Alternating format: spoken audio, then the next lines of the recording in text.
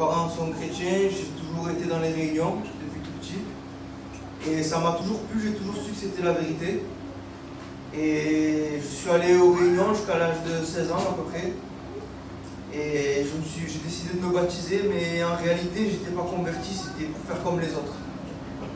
Et ben, ça fait que je me suis baptisé, mais ça n'a pas tenu.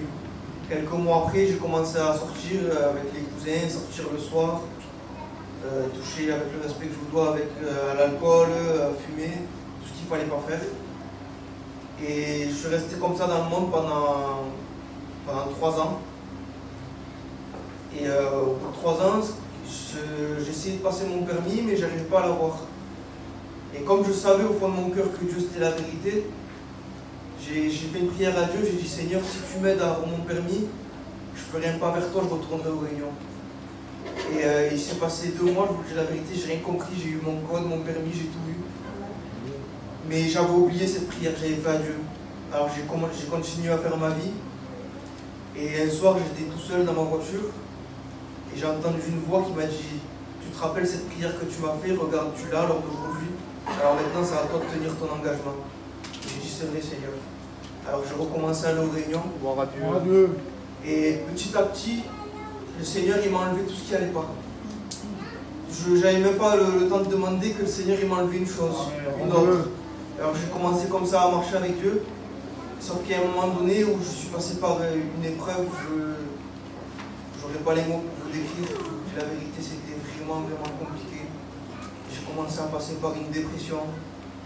Mais personne ne le savait parce qu'autour de moi, j'essayais de faire un joli visage, mais en vérité, j'avais le cœur brisé, j'avais le cœur en morceaux. Et j'ai continué à aller aux réunions. Et j'ai dit, Seigneur, de toute façon, c'est soit je m'enlève des choses de Dieu, soit je m'accroche. J'ai pas d'autre choix. Alors ce que j'ai fait, je me suis accroché. Amen. Je me suis accroché comme j'ai pu. Et le Seigneur, il m'a toujours soutenu. Amen. Et il est arrivé un moment où je n'arrivais plus à avancer dans ma vie. Et je ne savais pas pourquoi. Et j'ai un cousin qui m'a dit un jour, viens avec moi dans un culte. Je ne suis pas allé dans mon culte de mon église, je suis allé dans un autre, je ne savais pas pourquoi. Et là, le serviteur, il a dévoilé toute ma vie. Ce que personne ne savait, le plus profond de mon cœur, il me l'a dit. Et il m'a dit, si tu veux avancer, il faut que tu aies du pardon. Et cette épreuve que je suis passé, c'était par rapport à une personne. Et j'ai dit, Seigneur, je ne veux pas rester comme ça.